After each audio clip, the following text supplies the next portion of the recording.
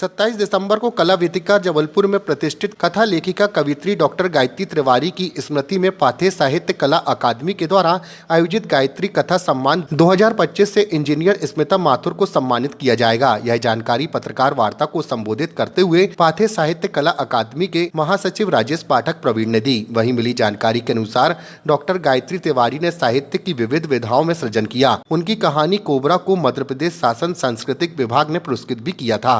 पाथे साहित्य कला अकादमी के तत्वावधान में स्मृति से कथा लेखिका डॉक्टर गायत्री तिवारी की स्मृति में 27 दिसंबर को अपराह्न 3:30 बजे रानी दुर्गावती संग्रहालय कला वीथिका भंवरताल में कथा लेखन का एक भव्य सम्मान इस वर्ष सम्मानीय इंजीनियर स्मिता माथुर को प्रदान किया जा रहा है। डॉक्टर गायत्री तिवारी ने स्त्री विमर्श पर, नारी जागरण पर जो सृजन किया, उनके सृजन में सामाजिक दिशाबोध के साथ महिलाओं के उन्नयन की बात रही और कुछ इस तरह की ही बातें इंजीनियर स्मिता माथुर के 5 कथा संग्रहों में हम सबके सामने प्रस्तुत हुई हैं। तो इंजीनियर स्मिता माथुर जो सेवानिवृत्त इंजीनियर है, कथा लेखिका है, विचारक है, चिंतक है और इसी क्रम में सम्मानीय डॉक्टर गायत्री तिवारी सुमित्र और प्रतिवर्ष पाथे साहित्य कला अकादमी उनकी स्मृति में ये सम्मान देकर सृजन के क्षेत्र में अपना एक विशिष्ट योगदान समर्पित कर रही है।